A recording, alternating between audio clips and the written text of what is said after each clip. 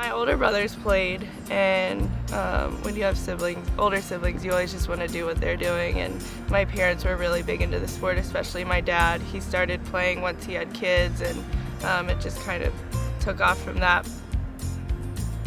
I like the feeling of it all being on you, and if you lost, it was your fault. If you won, it was because of you, and I really liked that aspect of it.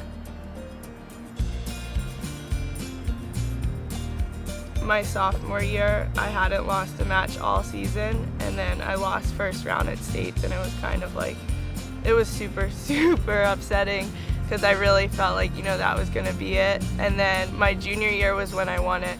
It was just like what I had been wanting to do for so long since watching my brother play high school tennis, so I think that was the most rewarding accomplishment. I definitely wanted to play college tennis.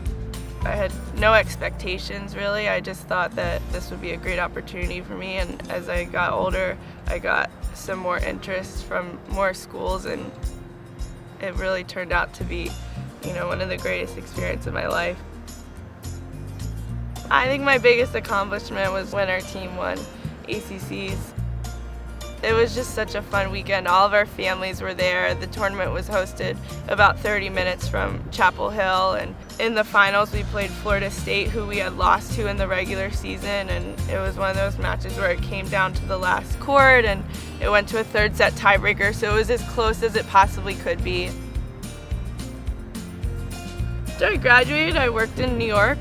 I was a sales intern for Vox Media, and it was my first time in maybe like 15 years not playing tennis, not having something with tennis involved in my life, and it was a much needed break, I think. I got to learn a little bit more about myself outside of the sport, which I felt like that had really defined my life for so long, and I just needed a little bit of a break. I remember in August of 2014, not only after just like talking about it like, kind of half serious, I called her and I was just like, I gave her my recruiting pitch, and then I said, why don't you just think about it for a month, because, there's obviously other people I'm considering, but I would want you the most, and if you don't want to do it, I completely understand, but if you do want to do it, I need to know. Max was someone that I always kept in touch with, even after he left North Carolina. He had been talking to me for a little bit about being his GA. I hadn't really considered it that much until a couple months after I graduated.